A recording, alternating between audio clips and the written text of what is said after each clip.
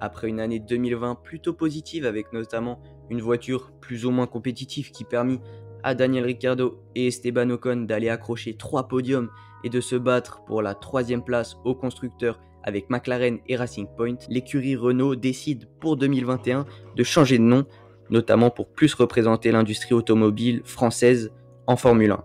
L'équipe devient donc logiquement Alpine F1 Team et met en place un menu assez appétissant avec comme plat principal le retour de Fernando Alonso en Formule 1. Des objectifs bien définis, un line-up qui a de la gueule et une équipe ultra soudée.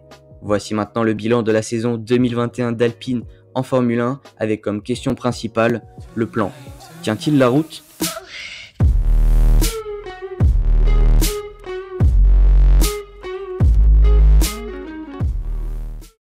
On passe du jaune au bleu, mais on garde la même voiture.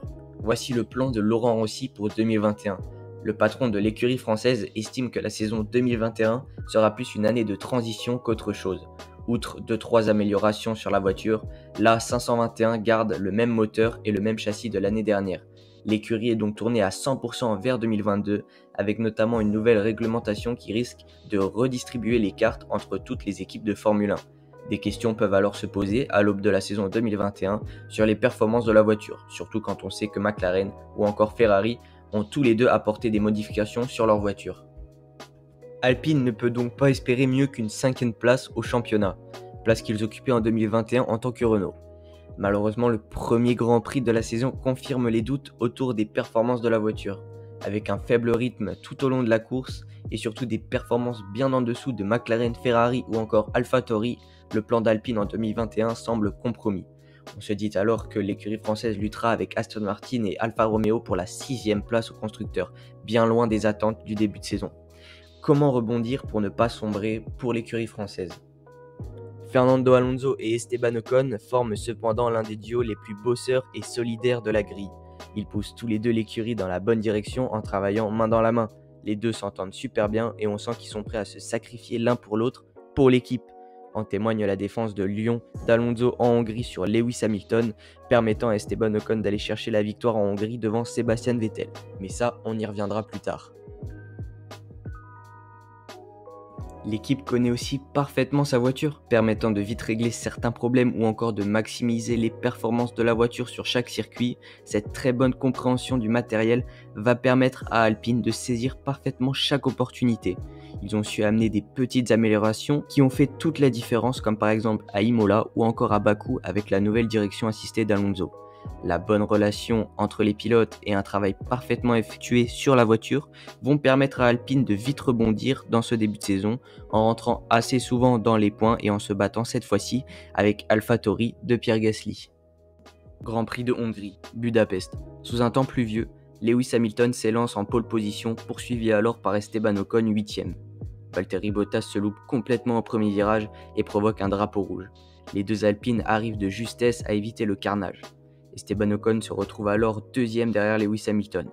Lors de la relance de la course, Ocon se retrouve premier après une grossière erreur stratégique de Mercedes. La piste est sèche, Esteban enchaîne les tours avec le quadruple champion du monde Sébastien Vettel aux trousses. Rien ne semblait alors distraire Esteban Ocon qui filait vers sa première victoire en Grand Prix. Mais la fusée Lewis Hamilton revenait bien trop vite avec les médiums. C'est ici que le travail d'équipe fit gagner Ocon grâce à une superbe défense d'Alonso, alors 4e sur Lewis Hamilton. Imperturbable, Ocon franchit la ligne d'arrivée après avoir mené le Grand Prix de A à Z. C'est assurément l'événement le plus marquant de la saison pour Alpine, qui rêvait d'une victoire depuis le retour de Renault en 2016. Le podium de Fernando Alonso au Qatar est aussi un événement marquant de la saison d'Alpine en Formule 1. Alonso réalise alors une superbe course permettant à l'écurie française de prendre le large au classement des constructeurs face à AlphaTauri. Alpine finit alors la saison 2021 de Formule 1 avec un total de 155 points, finissant ainsi devant AlphaTauri au classement des constructeurs. Avec 2 podiums dont une victoire et une 3e place manquée sur la ligne par Esteban Ocon en Arabie Saoudite, on peut dire que c'est une saison plutôt réussie pour l'écurie française qui ne pouvait pas espérer mieux avec les performances intrinsèques de la voiture. On peut quand même se demander si Yuki Tsunoda avait-il marqué autant de points que son coéquipier Pierre Gasly tout au long de la saison. Est-ce que Alpine aurait gardé cette 5e place au constructeur ? l'AlphaTauri étant naturellement plus performante que l'Alpine. Mais voilà, un esprit d'équipe de feu, un duo ultra travailleur et une équipe qui a su saisir toutes les opportunités ont permis à Alpine de réussir son année de transition en 2021. L'équipe est donc 100% concentrée sur 2022 et personnellement j'ai super hâte d'y être.